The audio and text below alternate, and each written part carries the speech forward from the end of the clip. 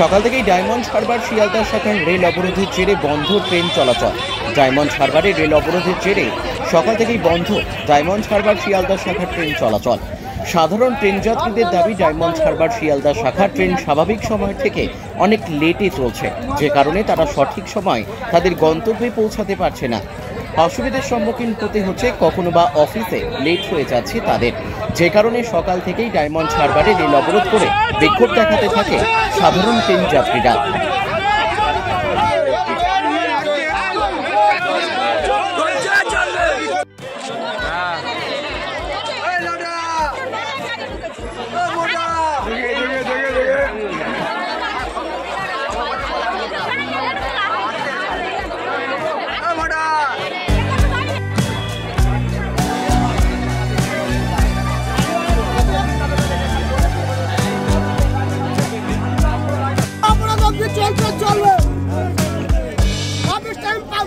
বলছি চলবে কি নিয়ে সমস্যাটা হয়েছে?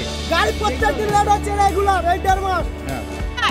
আমাদের সময় দেন আছে, ওরা সময় দেন না বলে আমাদের সময় দেন নাই। সব সময় বলে গাড়ির প্রবলেম কেন বলবে? কেন ট্রেন লেট হবে?